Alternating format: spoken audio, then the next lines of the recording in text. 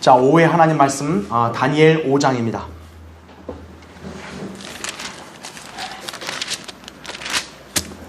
오늘은 좀 이렇게 분량이 좀 많은 편이지만 그래도 이제 내용이 이제 거의 다 연결돼 있고 그렇게 해서 이제 오늘 다니엘 5장을 이제 다 끝내려고 합니다.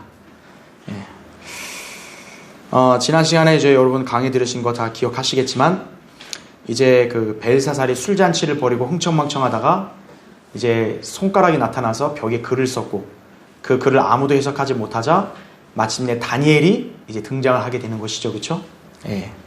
이제 다니엘이 이제 그 글을 해석해주고 그리고 마침내 그 글이 뜻하는 대로 이제 바빌론이 그날 밤에 바로 이렇게 침략을 그날 밤에 이제 성읍이 함락되고 이제 왕이 죽임을 당합니다. 예. 하나님께서 말씀하신 것은 반드시 이루어지는 것이에요. 그렇죠? 자, 우리 18절부터 24절까지를 일단 읽겠습니다. 자, 이제 다니엘이 글을 먼저 해석해주기 앞서서 먼저 이 왕에게 좀 설교를 해요. 자, 거기 보시면 18절. 오 왕이여, 지극히 높으신 하나님께서 왕에 붙인 느부갓네살에게 한 왕국과 위엄과 영광과 영예를 주셨으며 그분께서 그에게 주신 그 위엄에 모든 백성과 민족과 언어들이 그의 앞에서 떨고 두려워하였으며 그가 죽이고 싶으면 죽이고 살리고 싶으면 살리며 그가 높이고 싶으면 높이고 낮추고 싶으면 낮추었는데 그의 마음이 높아지고 그의 생각이 교만으로 완고하여지므로 그가 그의 왕자에서 폐위되고 그의 영광을 빼앗겼으며 사람들의 아들들로부터 쫓겨나서 그의 마음이 짐승들과 같이 되고 그의 처소는 들나귀와 함께 있으며 사람들이 그를 소처럼 풀로 먹이고 그의 몸이 하늘의 이슬로 젖었으니 이는 그가 지극히 높으신 하나님께서 인간들의 왕국을 치리하시고 그분께서 원하시는 사람은 누구든지 그 위에 지명하시는 것을 알 때까지였나이다. 그의 아들이신 오 벨사살이요, 왕은 이 모든 것을 알면서도 왕의 마음을 낮추지 아니하고 오히려 하늘의 주를 거역하여 자신을 높였으며 사람들이 주의 전에 기명들을 왕 앞에 가져오니 왕과 왕의 귀족들과 왕의 아내들과 왕의 후궁들은 그것들을 가지고 술을 마셨나이다. 또 왕께서 보지도 못하고 듣지도 못하고 알지도 못하는 은으로 만든 신과 금으로 만든 신과 놋과 철과 나무와 돌로 만든 신들을 찬양하였으나 왕의 호흡을 그 손에 가지시고 왕의 모든 길이 그분의 것인 그 하나님께는 영광을 돌리지 아니하시므로 그분께서 손가락을 보내어 이 글이 기록되었나이다. 이렇게 말씀하죠. 아주 그냥 구구절절 맞는 말이죠. 자, 먼저 교환을 먼저 보시면 첫 번째, 다니엘은 왕에게 해석을 말하기 전에 먼저 왕에게 설교하면서 그의 죄를 책망합니다. 왕이 요청한 거는 나를 좀 혼내달라 이게 아니잖아요. 글 좀 해석하라 이건데 다니엘은 그 왕의 요구를 그대로 듣지 않고 먼저 그의 죄를 지적하고 책망하면서 설교를 합니다. 자, 해석보다 더 중요한 것이 바로 이거라는 거죠. 죄를 뉘우치고 회개하는 것이. 자, 오늘날 우리 그리스도인들도 사람들에게 성경의 궁금증을 해소해 주는 것, 이것도 중요하지만 그보다 먼저 선행해야 될 것은 그 사람들에게 회개하라고 선포해야 되는 거예요. 그리고 복음을 믿고 구원받으라는 거죠. 하나님께서 원하시는 것은 그 사람이 무슨 성경의 궁금증을 해소하는 것보다도 먼저 혼이 구원받아야 되는 거예요. 인간이 죄인 아니에요. 죄인이 하나님의 말씀을 다루고 알겠다. 이것은 하나님 보시기에 올바른 자세가 아니에요. 인간이 가장 먼저 해야 될 것은 하나님 앞에서 죄를 시인하고 죄로부터 돌이켜서 먼저 하나님 말씀에 다가가야 된다. 그죠? 해석은 그 다음인 거예요. 우리가 성경 공부를 한다, 누구를 양육한다 했을 때 먼저 그 사람이 죄를 회개하고 구원받은 게 있어야 그 사람에게 성경을 우리가 가르쳐주는 것이지, 그거 없이 자기 자신이 죄인인 것도 인정하지도 않고 자기가 하나님 앞에 마치 대단한 의인처럼 가장한다면 그런 사람을 데리고 성경을 가르쳐준다, 무의미한 일이라는 얘기죠. 다니엘은 벨사살에게 지금 해석을 가르치는 것보다 더 중요한 건 그의 죄를 지적해줘야 된다는 거예요. 자, 두 번째 보세요. 지금 다니엘은 벨사살 왕을 느부갓네살과 비교하면서 그의 교만을 지적하고 있죠. 자, 이 지금 다니엘이 벨사살에게 설교할 때 지금 느부갓네살의 그 과거의 사건을 예로 들고 있어요. 그러니까 내용이 좀 길지만 핵심이 뭐냐면 그 교환에 나온 그대로예요. 주 하나님께서 친히 내 조부 느부갓네살에게 왕권을 주고 높여줬더니 그가 마귀처럼 스스로 교만해지고 자신을 높임으로써 벌을 받았다. 그는 하나님의 벌을 받고 나서야 정신을 차렸다. 이게 결국 이 설교의 핵심이었던 거예요. 네 할아버지 느부갓네살도 너처럼 교만 부리다가 하나님 앞에 벌 받고 나서야 정신을 번쩍 차렸다 이거죠. 근데 왜 너는 안 그러냐 이거죠. 바로 그게 핵심이에요. 벨사살 왕은 이 느부갓네살을 알았을까요? 몰랐을까요? 알았죠. 근데 알았으면서도 어때요? 정신을 못 차리는 거예요. 그래서 하나님의 심판이 그에게 이를 것을 지금 경고하는 것입니다. 참 인간이란 존재가요, 굉장히 완고해요. 순간 잘못했다고 굽히는 경우도 있는데 정작 그 인간이 잘못으로부터 돌이키질 않아요. 사람이 교만을 부리다가 어떤 재앙을 만났다 이거예요. 그 사람이 낮아지면 어때요? 아, 내가 욕심을 많이 부렸다. 내가 인생을 잘못 살았습니다. 막 그렇게 후회하고 그 다음에 잘못을 시인하잖아요. 근데 그 과정이 지나가면 어떻게 돼요? 인간은 다시 옛날과 똑같아지는 거예요. 그죠?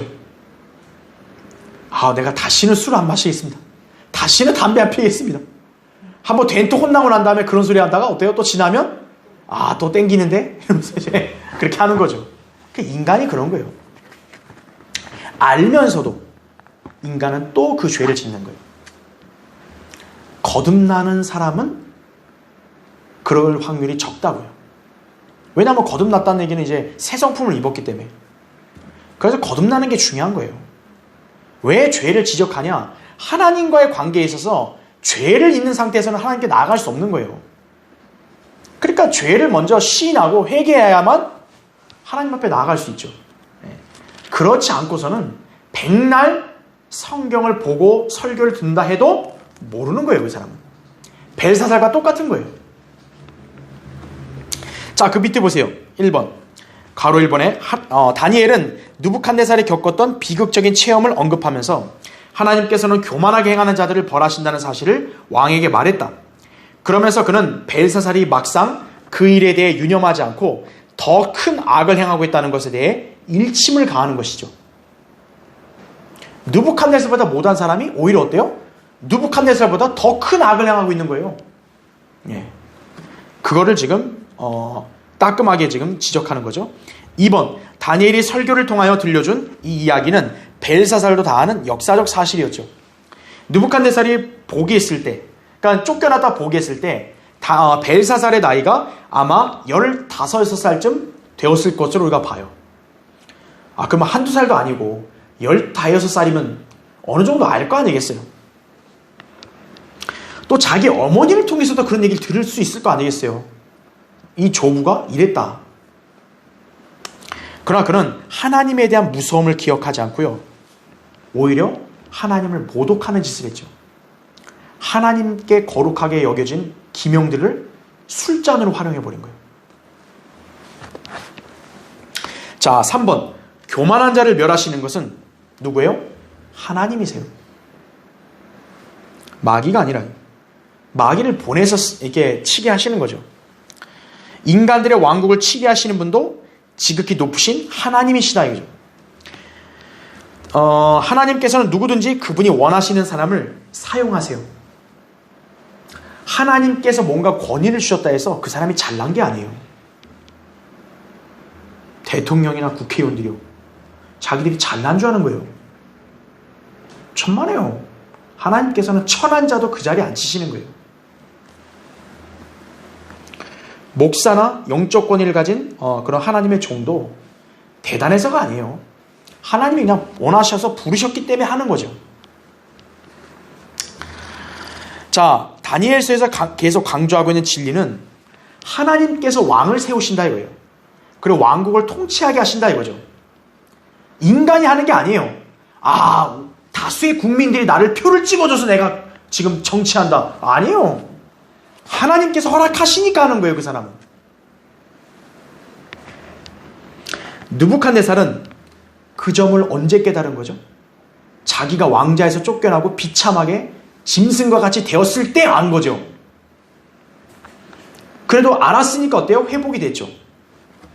근데 벨사살은 그 점을 전혀 교훈으로 삼지 않았던 것이에요. 자기가 지금 현재 왕으로 있는 그 왕국을 어떻게 보면 기틀을 마련한 그 선조 아니에요. 또 자기 할아버지고, 자기 할아버지가 그렇게 비참하게 된 걸 알았다면, 야, 나는 저렇게 되지 말아야지. 이게 정상적인 사고방식 아니겠어요? 그런데 그건 그거고 나는 나고. 이게 인간의 특징입니다. 그의 문제가 뭘까요? 멍청해서가 아니에요. 알면서도 죄를 지었다는 거죠. 그렇게 하면 하나님을 대적하는 거다. 알면서도 하는 거예요. 그래도 할래요. 그리고 지옥 가는 거죠, 바로. 예수 그리스도의 복음을 믿어야 구원 받는다고 알면서도 안 믿는 거예요. 다 들었다고, 안다고. 근데 나한테는 얘기하지 마세요. 당신한테 얘기하면 누구한테 얘기하세요? 딴 사람한테 얘기하세요. 나한테는 얘기하지 마세요. 다 알아요. 근데 자기는 안 믿어요. 그거 아무 소용없어요, 그거. 그렇죠? 자, 교환의 세 번째 보세요. 다니엘이 23절에 보면 모든 길이 그분의 것이다 라는 말합니다. 자, 인간이 행하는 모든 길, 하나님의 길입니다. 자, 이것은요, 인간이 무슨 일을 해도 하나님이 다 승인한다 이 말이 아니라 하나님의 허락하심 안에 있다 이거죠. 인간이 어떤 일을 판단하고 결정하고 마냥 행해요. 하나님이 허락을 했으니까 그냥 그걸 하는 거예요. 하나님이 그걸 원해서 했다는 게 아니라 자기가 그걸 하겠다고 하니까 하나님이 놔두신 거죠. 해보라 그러면. 만약 하나님이 허락 안 하시면 어떻게 돼요? 인간은 단 하나도 못 하는 거예요. 그렇죠? 나는 돈을 모아가지고 내가 저 땅을 사가지고 건물을 짓겠다. 하나님 허락 안 하면 어떻게 돼요? 못하죠. 돈 많은 재벌에서 나 한다. 할 수 있을까요? 하나님 허락 안 하면 못하는 거예요. 하나님의 허락하심이 있어야 된다 이거죠.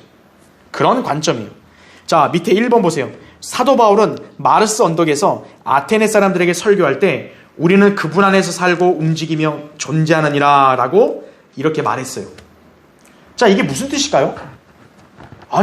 구원받은 사람이 하나님 안에서 하는 거는 이해되는데 구원받지 않은 사람들이 하나님 안에서 산다?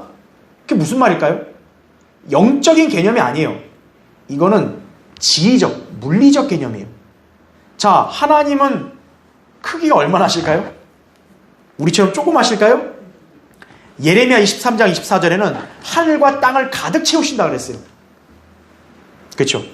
그러니까 인간이 아무리 저 지구 저편 어디 여기 다 있다 할지라도 다 어디 안에 있는 거예요?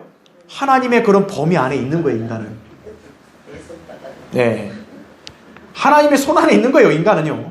네. 지리적으로 다 우리는 하나님 안에 위치해 있다라는 거죠. 네. 인간들은 다 누구에게서 나온 거예요? 하나님이 창조했으니까 나온 거죠. 네. 그런 관점에서 여기서 모든 길이 그분의 것이다 라고 말한 거예요. 자, 2번. 구원받지 못한 죄인들일지라도 하나님께서 허락하지 않으시면 무슨 일이나 마음대로는 안 된다 이거죠. 저 구원받지 않은 세상 정부나 어떤 단체나 어떤 인간들이 성경 침례교회는 안 되겠다 이거예요. 내가 박살낼 거다 오늘 그 교회를. 근데 하나님의 허락 안 하시면 어떻게 돼요? 그런 마음을 품어도 못하는 거예요. 구원받지 않은 죄인들이라도 하나님의 허락 안 하면 못하는 거예요. 이런 의미에서 모든 길이 그분의 것이다 라는 거죠. 자, 밑에 네 번째 또 다니엘이 이렇게 말합니다. 왕의 호흡을 그 손에 가지시고 23절에 이렇게 말하죠. 즉 벨사살 왕의 호흡은 누구 손 안에 있다는 거예요? 하나님의 손 안에 있다는 거죠. 왜 그럴까요? 하나님께서 처음 인간을 창조하셨을 때 인간의 콧구멍에다 어때요? 생명의 호흡을 불어 넣으시니까 어때요? 살아있는 인간, 혼이 된 거죠. 창세기 2장 7절에. 호흡은 생명을 나타냅니다. 하나님께서 흙으로 사람을 지었지만 흙은 껍데기에 불과한 거예요. 생명이 없어요. 그러니까 그 콧구멍에다 생명의 호흡을 불어넣으시니까 살아있는 혼이 돼서 딱 인간이 된 거죠. 살아있는 생명체가 된 거다. 하나님께서 호흡을 주심에 따라 인간이 생명 있는 존재가 되는 거죠. 제가 거기 참고 구절을 해놨는데 에스겔 37장이 뭡니까? 마른 뼈들의 환상이죠. 마른 뼈들이 골짜기에 있는데 어때요? 하나님께서 거기에 딱 일으켜서 하니까 살도 붙고 이렇게 다 이게 핏줄도 심줄도 나는데 뭐가 없어요? 호흡이 없어요. 호흡을 넣으니까 이제 생명이 되는 거죠. 예. 그러니까 호흡은 하나님이 주관하시는 거예요. 인간이 난 죽기 싫어요. 자기가 호흡한다 해서 영원히 호흡할까요? 안 좋네. 그러다가 그냥 깨꾸나 죽잖아요. 호흡 넘어가면. 난 안 죽을 거야 절대로. 근데 호흡이 하다 넘어가면 어때요? 죽는 거죠 그냥. 구원받지 않은 사람들 여러분 임종을 보시면 알 거예요. 얼마나 죽음이 무섭겠어요 그 사람들은요. 죽기 싫으니까 막 숨 안 넘어가려고. 숨 넘어가면 죽는 거예요 사람은요. 그 호흡을 누가 관장하시는 거예요? 하나님이 관장하시는 거예요. 하나님께서 호흡 걷어가시면 인간은 끝이에요 그냥. 그런데 인간이요, 그럼 보잘것없는 존재인데 하나님 앞에서 너무나 대범해요 인간은요. 하나님 건 안 믿어요 나는. 안 믿다고요, 그렇죠? 그럼 뭐 하나님 무슨 겁먹을 줄 알고 자기 안 믿으면 누구 손해죠? 자기 손해죠, 그죠? 자, 그 다음 페이지 보시면요, 5번째, 그 하나님께는 영광을 돌리지 아니하심으로 23절에 나오죠. 이게 소위 죄인들의 전형적인 형태입니다. 왜 인간이 타락을 하느냐? 바로 여기서 시작되는 거예요. 하나님께 영광을 돌리는 것이 인간의 당연한 의무죠. 근데 구원받지 않은 죄인들은 물론이고 구원받은 성도들 가운데서도요, 어느 순간 하나님께 영광을 안 돌리는 거예요. 그래 내가 이 정도는 되는구나. 그 순간에 갈 때부터 뭐예요? 내가 이제 좀 하나씩 타락해가고 있구나. 썩고 있구나. 주의해야 된다 이거죠. 자, 거기 보세요. 로마서 1장 21절 23절. 제가 거기 동그라미로 번호 다 표시해놨죠.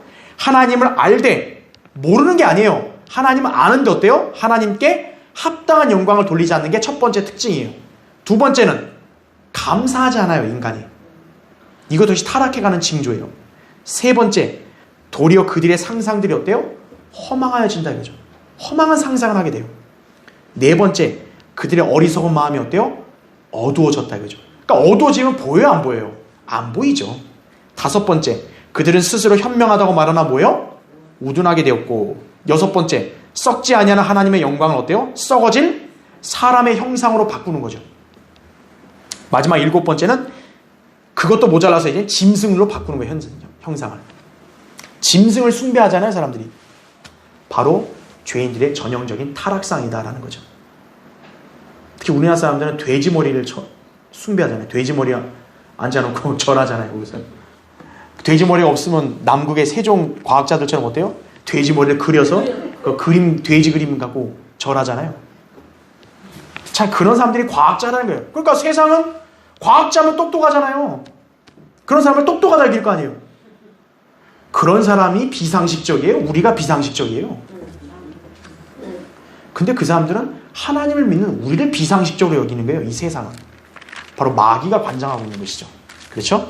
자, 다니엘은 지금 바로 그 벨사살 왕이 어떤 죄악으로 지금 이렇게 타락해 있고 지금 하나님의 진노를 사고 있는지를 여기서 경고한 것이, 마침내 하나님이 이제 당신한테 최후의 선언을 했다 이거죠. 자, 그 글이 이제 여기서 나오는 것이. 자, 이제 마지막 세 번째 주제는 다니엘의 해석, 그리고 바빌론의 종말입니다. 자, 25절부터 28절을 보겠습니다. 자, 기록된 글은 이것이니 그랬죠? 메네메네 테켈 우파르신이라.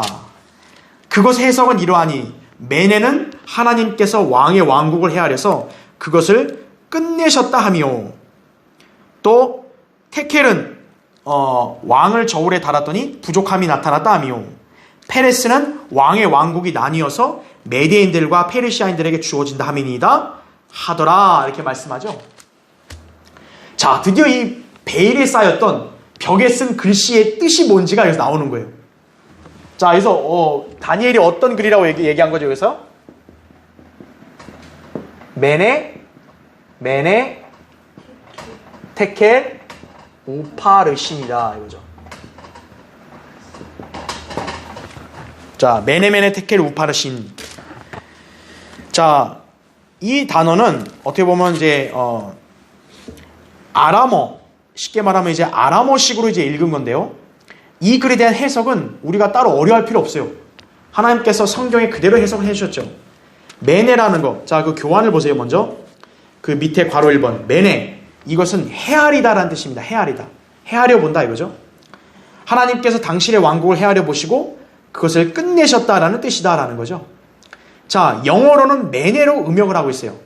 그러니까 사실 구약은 히브리어로 기록됐고, 특히 이제 다니엘 여기는 이제 아람어로 기록됐다고 제가 예전에 한번 말씀드린 적 있죠. 그러니까 영어로 이제 영어 킹제임스에서 번역을 할 때 이거를 다르게 영어로 다른 뜻으로 쓰지 않고 그냥 메네 이렇게 그 소리 난 대로 썼다 이거죠. 메네. 근데 히브리어 문자를 사용하는 아람어로는 이거를 뭘로 표기하느냐? 이거를 메네를 갖다가 이제 영어로는 이게 메네예요. 근데 이제 우리가 이제 히브리 공부하시는 분들은 뭐 아시겠지만 히브리어는 모음을 따로 기록 안 해요. 그러니까 이게 이제 모음이잖아요, 그렇죠? 그래서 이제 메네 이렇게 MN으로, 그렇죠? 여기 나온 대로 MNA 이런 식으로 메네 이렇게 글자로 아람어로는 이렇게 표기되어 있었을 것으로 봅니다. 그 다음에 두 번째 테켈, 2번을 보면 테켈은 달아보다라는 뜻이죠. 당신을 저울에 달아보았더니 부족함이 발견되었다는 뜻이다라는 거죠.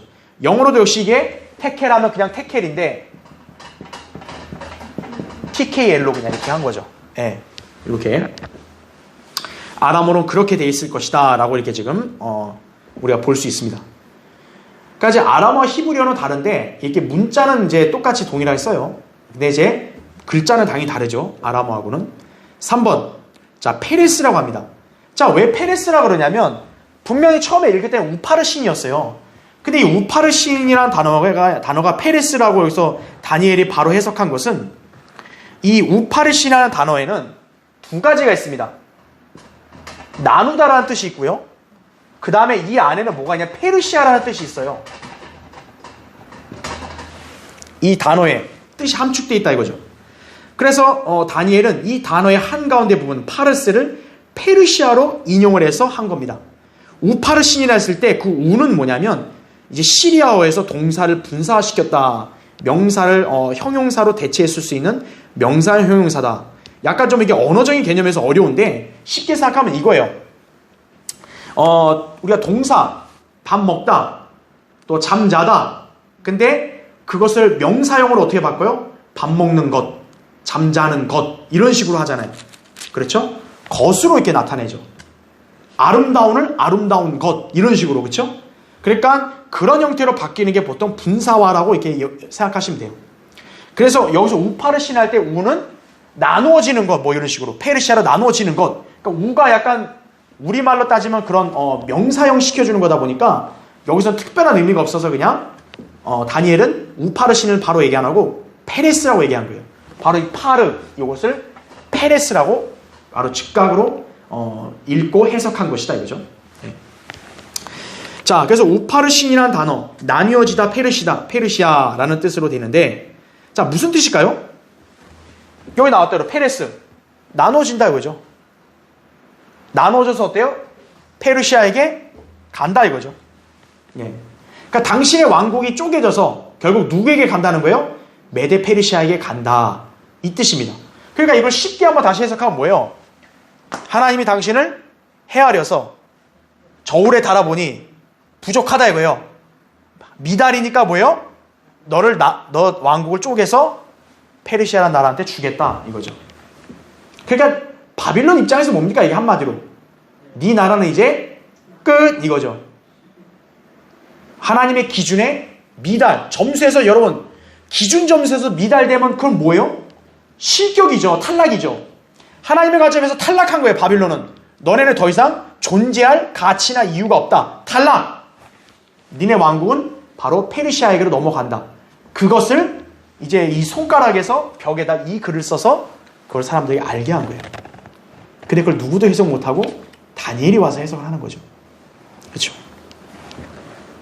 자, 밑에 보세요. 5번. 원래 쓰여져 있는 전체 글자는 히브리어식으로 오른쪽에서 왼쪽을 읽을 때 메네메네 테켈 우파르신이었고 그 뜻은 아람어로 메나메나 셰켈 반메나, 즉 헤아려지다, 저울에 달리다, 반으로 나뉘어지다. 이제 아람어로는 그런 뜻이 된다라는 것을 여기서 얘기해 준 것이죠. 그렇죠? 예. 자, 그러니까 이제 이 메네메네 테켈 우파르신이라는 단어는 여기서 해석한 그대로 여러분 보시면 되는 거예요. 하나님의 관점에서 이 나라, 이 민족을 평가해 보니 기준치에도 못 미친다 이거예요. 그러니까 탈락. 너네는 필요가 없다. 그 왕국을 이제 하나 끝내시는 거죠. 그 뜻을 여기서 나타낸 것입니다. 자, 밑에 보세요. 두 번째. 참고로 탈무드에서는 다음과 같은 글자 형태로 기록되었을 것이라고 말한다 이거죠. 자, 이건 뭐 그냥 여러분 참고로 쓴 거니까 절대적으로 믿을 필요는 없는데 그러나 이거 우리가 유념해 볼 만해요. 꼭 아래와 같이 기록되지 않았다 할지라도 히브리어 혹은 아람어로 기록되었다면 또한 모음이 기록되지 않았다면 이것이 어떤 단어인지 알아낼 수 없었을 것이다. 그러나 다니엘은 명석하게 그것을 해석할 수 있었고 바빌론의 몰락을 정확하게 예언할 수 있었던 것이다 이거죠. 자, 여러분 쉽게 생각하세요. 지금 이제 언어라고 약간 어려워하실 수 있는데 그냥 이렇게 생각하세요. 우리 한글은 어떻게 읽어요? 왼쪽에서 오른쪽으로 가잖아요. 여러분 누구한테 편지 쓸 때도 이렇게 편지 쓰지 이렇게 쓰는 사람 없잖아요. 나는 누구누구다 이러지 나는 누구누구누구다 이렇게 안 하잖아요. 한글은 이렇게 쓰죠. 왼쪽으로 오른쪽으로. 영어도 어떻게 보면 왼쪽으로 오른쪽으로 가죠. 근데 히브리어는 사실 오른쪽에서 왼쪽으로 갑니다. 히브리어의 특징이 그래요. 예. 자, 왼쪽으로 가는데 탈무드에서는 이제 이걸 어떻게 기록했냐라고 보면은 자, 아까 여기다 봤듯이 테켈 했을 때 이가 생략됐잖아요. 예. 그러니까 우리도 보면 요새도 이렇게 막 단어들을 생략해서 쓰는 경우 많잖아요. 그런 경우라고 볼 수도 있거든요. 그러면 이게 이제 히브리어로는 오른쪽으로 쓰였을 거 아니에요. 그러니까 탈무드로 봤을 때는 아까 메네가 MNA라 했잖아요. 그러니까 벽에 혹시 이렇게 쓰여졌을 것이다 이렇게 보는 거예요. 이렇게. 자, 지금 순서가 뭐예요? 메네, 테켈, 우파르신 아니에요. 그러니까 이렇게 썼다고 보이는 거예요. 지금 탈무드에서는 M, N, A. 그리고 아까 테켈이 뭐였어요? TKL이었죠. 이거를 T, K, L. 우파르신, 페레스라고 했을 때 그것은 이게 이제 페레스가 이거거든요. 역시나 E가 생략되니까 뭐예요? PRS만 되겠죠. 왜냐하면 히브리어는 모음을 생략하니까. 그럼 어떻게 됩니까? P, R, S. 자, 그러면 이제 이렇게 됐다고 보는 거예요. 그러면 중요한 게 뭐냐면 히브리어는 오른쪽에서 왼쪽으로 읽잖아요. 한글이나 영어처럼 반대로 읽잖아요. 그런데 중요한 게 뭐냐면 이 사람들은 이걸 오른쪽으로 이렇게 읽으면 어때요? 만약 이렇게 읽으면 해석이 돼야 안 돼요. 이렇게 읽으면 안 되죠. 그럼 해석을 하면 제대로 이해하려면 어떻게 해야 돼요? 이렇게 읽어야지. 위에서 아래로. 오른쪽부터 시작하는데 위에서 아래로. 위에서 아래로. 위에서 아래로. 그러면 메네, 테켈, 파르신. 그러니까 이렇게 하면 해석이 될 수 있는데 사실 이런 기법이라는 거를 사실 알기가 굉장히 어렵죠. 그렇죠. 보통 언어만 아는 사람은 어때요? 자기들 언어식으로만 읽으려고 하면 이게 답이 안 나오죠, 더 이상. 그러니까 당시에 그 바빌론에 있던 칼디아인들, 현자들도 전혀 읽을 수 없는 거예요. 히브리어 아람어로 한다 해도 이게 쉽지가 않은 거죠. 그러니까 우리는 한글도 그렇지만 모음이 있어야 돼요. 그렇죠? 나는이라고 했을 때, 나는 먹는다 할 때, 나는 할 때, 이거 모음 아니에요, 이거 없으면 어때요? 니은만 쓰면 모르잖아요. 히브리어는 모음 없이도 쓸 수 있거든요. 그러니까 이제 그런데 요렇게 읽으면 좀 이해가 안 된다 이거죠. 요렇게 가면 이해되기가 쉽다 이거죠. 그러니까 탈무드는 이제 그렇게 얘기를 하는 거예요. 근데 이제 그 말도 뭐 무조건 절대적으로 믿을 수는 없어도 틀렸다고 보기도 어렵고 참고해 볼 만하죠. 예. 그러니까 이렇게 돼 있으면 해석이 되는데 요렇게 가면 좀 어렵지 않냐 이거죠. 자, 그걸 지금 여기서 참고로 얘기했던 거예요. 자, 그러니까 이게 철자가 어떻게 보면 우리한테 어렵지만 근데 하나님께서 결국 우리한테 어렵게 하시지 않고 다 해석을 친히 해주시죠. 다니엘을 통해서 해석하신 거죠. 그렇죠? 자, 교환에 밑에 세 번째 보세요. 지금 다니엘은 바빌론의 몰락을 마치 저울에 달아본 무게의 함량 미달과 비교하여 설명하고 있다 이거죠. 자, 이제 쉽게 말하면 이거는 여러분들 이렇게 한번 연상해 보세요. 자, 이게 저울이 있어요. 그러면 이제 지금은 모르겠지만 우리 여기 이제 우리 어르신들은 옛날에 한번 어렸을 때 시장 한번 보세요. 저울하면 어때요? 지금처럼 이렇게 숫자 전자가 아니라 추를 놓고 한쪽에 놓고 이제 기울기 하잖아요. 그렇죠? 그러니까 어느 일정한 추를 하나 놨으면 그 추에 버금가는 무게가 나오려면 반대편에 그 무게를 놓고 수평이 돼야 될 거 아니에요. 어느 한쪽으로 기울면 뭐예요? 기준치가 뭐가 높아지고 하나 낮은 거죠. 예. 옛날에는 그랬다 이거죠. 그러니까 어떤 물건의 무게를 이 물건이 무게가 얼마냐에 따라 돈이 달라질 거 아니에요. 그럼 물건은 무게를 재는데 그 기준을 추로 삼았을 거라고요. 한편을 추를 놓고 한편은 물건을 놓고 이제 무게가 어떠냐에 따라서 가치가 달라지는데 만약에 이 물건에 대한 기대치가 높았는데 추보다 가벼우면 어때요? 뜰 거 아니에요. 그러면 뭐예요? 기대치가 낮은 거 떨어진 거죠. 그러면 뭐라고 표현하는 거예요? 여기 본문에 나온 대로 저울에 달았더니 부족함이 나타났다 하게 된 거죠. 그것이 소위 말하는 우리가 함량미단입니다. 함량미단. 네. 그래서 저울추는요 하나의 절대적인 기준이 됩니다. 그래서 하나님께서는요 이 저울추를 속이지 말라고 잠언에서 여러 차례 경고하는 거예요. 여러분이 잠언 읽다 보면 공정한 저울, 평행추, 주의 것이라 그러죠. 저울을 속이지 말라고 그러죠. 왜? 상수를 부리는 거거든요. 속이면 어때요? 돈을 더 받아내는 거고. 딱 어느 물건의 무게는 얼마다 기준됐으면 그 추를 기준으로 해야지 다른 추로 바꾸거나 이러면 안 된다는 얘기죠. 자, 저울추는 그런 기준을 잡는 역할을 했다 이거죠. 근데 2번 보세요. 자, 우리가 그럼 이것을 어떻게 볼 수 있냐면 하나님의 저울대가 있는 거예요. 자, 이게 인간적인 관점에서 저울도 있는데 하나님의 저울도 있는 거예요. 그럼 하나님께서 기준을 삼는 게 있겠죠. 그 기준하고 했을 때 무게가 수평이 돼야 어때요? 통과죠. 만약에 무게가 그거보다 안 나가면 어떻게 돼요? 붕 뜨면 저울이 부족한 거죠. 기준 미달, 탈락 이거예요. 자, 어떤 사람들은 거기 맨 밑에 2번 보세요. 이런 종류의 저울, 하나님의 저울에다가 소위 자신의 종교심을 달아보는 거예요. 즉 말하면 한쪽에는 선행, 다른 쪽은 악행. 선행이 악행보다 좀 무겁다. 그럼 뭐예요? 좀 내가 악행을 했어도 선행을 더 많이 했으니 나는 선한 사람이다. 이게 인간의 종교심에 기반한 사상이죠. 그러니까 자기가 기준을 삼는 거예요. 내가 기준을 삼았을 때 이거보다 무게가 잘 맞으면 뭐예요? 야, 나는 됐다. 스스로가 만족해하는 거죠. 그래서 만약 선행 쪽으로 기울면 나는 천당, 악행으로 기울면 아이고 나는 지옥이다. 이제 이러는 거죠. 인간이 자기가 그렇게 판단하는 거죠. 자, 그 다음 페이지 넘겨보세요. 그러니까 그게 바로 우리가 흔히 말하는 행위구원이 그거예요. 그래서요.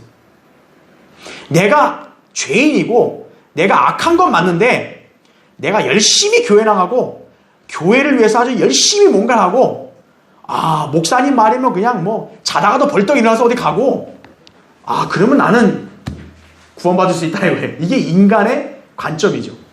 그렇죠. 자, 거기 밑에 이제 넘어왔죠. 3페이지에 그 메뉴에 3번 보세요. 그러나 하나님의 저울추는 선행이 아니에요. 교회 생활 경력이 아니에요. 하나님의 저울추는 예수 그리스도죠. 그리고 반대편에 올리는 것은 우리 행위가 아니라 뭐예요? 믿음이죠. 하나님의 저울추, 예수 그리스도가 한편에 있고 반대편은 나의 믿음이 있는 거예요. 그게 평행을 이루어야, 수평을 이루어야 뭐가 된 거예요? 합격인 거죠. 우리의 기준은 예수 그리스도이십니다. 그분께서 우리 안에 들어가 계셔야만 우리는 저울추와 수평을 이루게 된다 이거죠. 예수 그리스도의 복음을 믿지 않는 죄인, 구원에 있어서 함량 미달이에요. 메네메네 테케루 파라신. 네 혼의 구원은 너는 함량 미달이다 이거죠. 탈락이에요 그냥. 나 목사 안 돼요 하나님. 그래서 못 전하는 거야.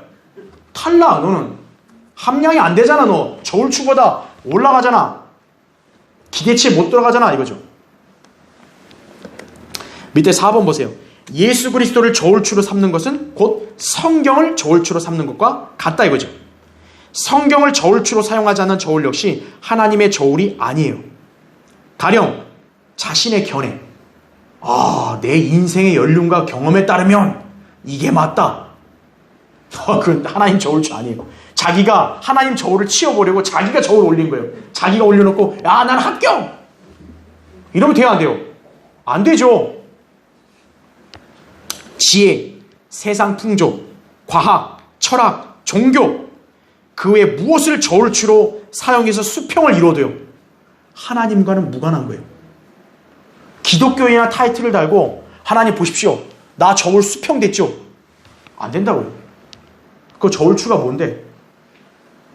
내 교회 직분이요. 그럼 안 된다 이거죠. 내 선행이요. 안 된다 이거죠. 성경을 배제한 죄인들, 하나님의 저울에 달면 부족함이 나타났다. 그래서 그게 바로 하나님이 내린 판정이에요. 저울을 달아봤더니 너 부족하네? 넌 미달, 저 지옥으로 가라. 이렇게 되는 것이에요. 밑에 5번 보세요. 자, 구원받은 그리스도인 역시 마찬가지예요.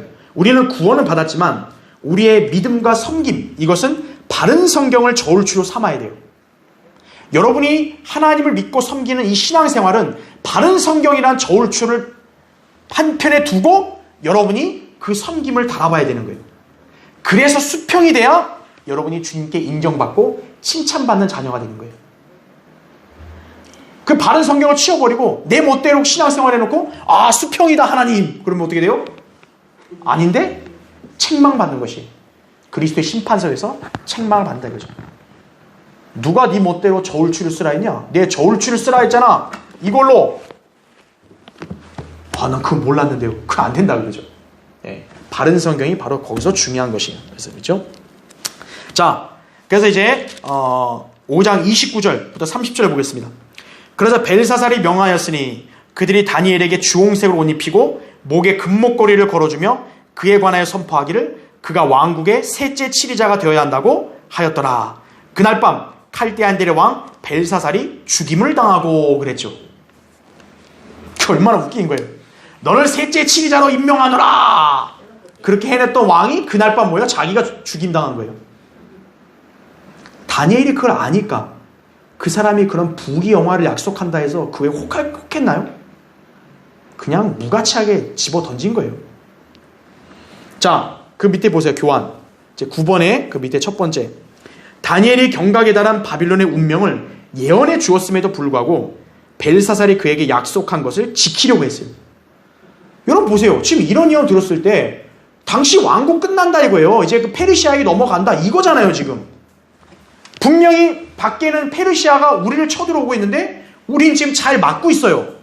근데 이 다니엘이란 선지자가 와서 뭐라 그래요? 당신 왕국 망하고 저 페르시아가 당신 접수한다 이거예요. 여러분 그 얘기 들으면 어때야 돼요? 최소한은 믿는 사람이면 당연히 가슴이 찢어지는 거고 믿지 않는 사람은 발끈이라도 해야 되잖아요. 근데 벨사살은 그것도 아니고 뭐예요? 오케이 내가 너한테 약속한 대로 셋째 치리자 줄게. 그가 잠옷 여유만만한 태도를 보였는데 왜 이런 태도를 보일 수 있었을까요? 그가 믿음이 있어서요? 아니에요. 다니엘이 한 예언을 믿지 않은 거예요. 해석? 야 그럴듯하다. 듣기 좋다. 근데 그게 나랑 뭔 상관이야. 잘 들었다. 그냥 그로 끝난 거예요. 설마 그런 예언이 지금 당장 일어나겠냐? 한참 뒤에 일어나겠지. 예언의 정확성, 심각성, 임박성을 아예 무시해버린 거예요. 그러니까 이렇게 나오는 거예요. 그렇게 했어도 오케이 알았어. 너 약속한 대로 줄게. 자, 두 번째 보세요. 벨사살은 선지자도 믿지 않았죠. 예언이 자기 생에 일어날 것이라고도 믿지 않았다 그죠. 신앙은 인위적인 격식이나 행위에서 성장하는 것은 아니기에 믿음 없는 사람의 행위는 당연히 그와 같았다. 이처럼 수많은 사람들도 우리가 전하는 말씀에 놀라기는 해도 정작 자신에게는 적용시키지 않은 어리석음을 범하고 있다 이거죠. 우리가 말씀을 전하면 야 좋은 말씀입니다. 아멘 아멘 듣기 좋습니다. 근데 그런데 뭐예요 정작? 잘 안 믿어요. 그게 지금 이 벨사살이 지금 이러고 있는 거예요. 당신 예수 그리스도를 안 믿으면 지옥 갑니다. 그렇군요. 그냥 가는 거예요. 아니 지옥 간다니까요. 에이 설마 내가 지금 지옥 가겠어요? 하나님을 대적하면 당신 망합니다. 에이 지금 당장 망하겠어요? 20년 장기 집권도 해야 되는데 내가 망하겠어요? 그렇게 생각하는 거예요 인간이요. 하나님께서 엄중하게 경고하신 말씀을 인간은 그렇게 여겨버리는 거예요. 무시하는 건 아니에요. 잘 들어요. 와 성경 잘 가르치신다. 와 말씀 너무 좋다. 야 진짜 잘한다. 근데 끝이에요 그냥. 자기에게 적용을 시켜야 되는데 그건 아닌 거예요. 아무 일도 안 일어나죠. 자 밑에 세 번째, 벨사살은 다니엘을 왕국의 셋째 치리자로 삼았지만 그의 약속은 공수표였어요. 내각에 사태가 있을 줄 알면서도 왕은 입각시켰고 다니엘은 물론 그것이 허무하다는 것을 잘 알고 있었다 이거죠. 다니엘이 셋째 치리자 임명식을 치렀다고 해요. 다니엘이 그걸로 뭐 기뻐했을까요? 아니 오늘 밤에 여기 다 작살 나는데 지금 무슨 셋째 치리자가 뭐가 중요하냐 이거. 이 사람은 하는 거예요 지금요. 결국 그날 밤 바빌론은 멸망하게 되었고 다니엘에게 약속한 벨사살은 죽임을 당하게 된다라는 거죠. 하나님의 예언이 그대로 이루어지는 거죠. 마지막 31절 보세요. 메디아인 다리오가 그 왕국을 취하니 약 62세였더라 이렇게 나옵니다. 메디아인 다리오가 이제 등장을 합니다. 자 밑에 보세요. 그 교환의 첫 번째, 벨사살은 자신의 성이 난공불락의 요새라고 생각했고 그의 생각이 인간적인 계산으로는 옳았을지 모른다. 그러나 그는 하나님의 계획 앞에서는 그 모든 것이 속수무책이라는 사실을 깨닫지 못한 거예요.